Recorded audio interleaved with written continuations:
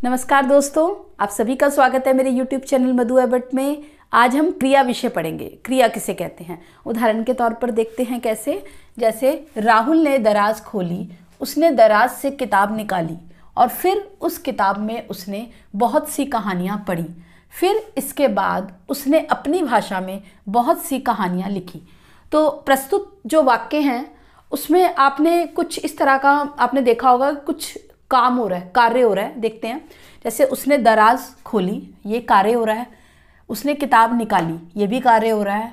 उसने फिर पढ़ी, कहानियाँ पढ़ी, ये भी कार्य हो रहा है। और कहानियाँ लिखी, ये भी वाक्य में कार्य हो रहा है। तो वाक्य में जिन शब्दों के द्वारा किसी कार्य के होने या करने का बोध कराने वाले वे शब्द जो वाक्य में किसी कार्य के करने या होने का बोध कराते हैं, जैसे कि हमने उदाहरण के तौर पर इसमें देखा कि दराज खोलना या पढ़ना, इस तरीके से जो शब्द जो हैं वाक्य में किसी कार्य के करने या होने का बोध करा रहे हैं, उन शब्दों को हम क्रिया कहते हैं। इसमें उदाहरण के तौर पर जैसे पढ़ना, खाना, खेलना, कूदना, इस तरीके की जो कार्य वाले शब्द हैं उन्हें हम क्रिया कहते हैं। लेकिन इसमें एक बात आपने और पढ़ी कि होना या करना। होने का मतलब है कि कुछ कार्य स्वयं होते हैं जिन्हें करता नहीं करता, जैसे बिजली का चमकना, बादल का गड़गड़ाना, इस तरीके के जो शब्द हैं, मतलब इस तरीके के जो कार्य हैं वो स्वयं मतलब अपने आप होते हैं, उन्हें कोई करता नहीं है। लेकिन कुछ कार्य करने वाले जो कार्य हैं, कुछ कार्य करता स्वयं करता है, जैसे खाना, चलना, पतंग उड़ाना, इस तरीके के कार्य। तो दो तरीके के कार्य होते हैं, एक जो स्वयं होते हैं और एक जो करता करता है। तो इस तरीके के कार्यों को हम क्रिया कहते हैं।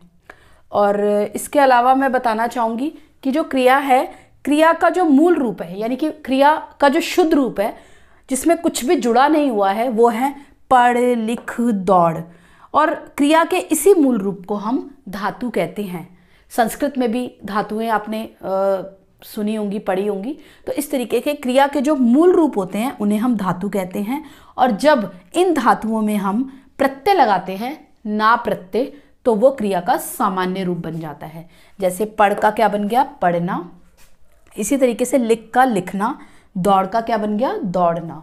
तो इस तरीके से जब हम मूल रूप में ना प्रत्यय जोड़ते हैं तो वो क्या बन जाती हैं, वो सामान्य रूप बन जाता है क्रिया का।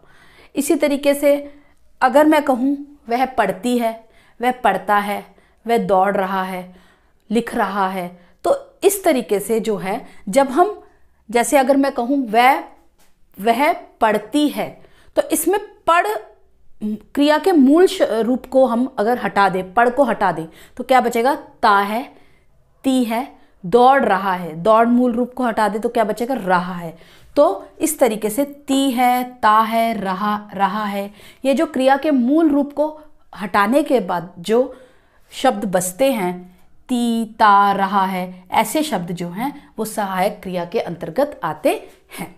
तो इस तरीके से ये थी क्रिया की परिभाषा और उनके उदाहरण। आशा करती हूँ आपको मेरी वीडियो पसंद आई होगी। वीडियो को लाइक, शेयर तथा चैनल को सब्सक्राइब करना ना भूलें। धन्यवाद।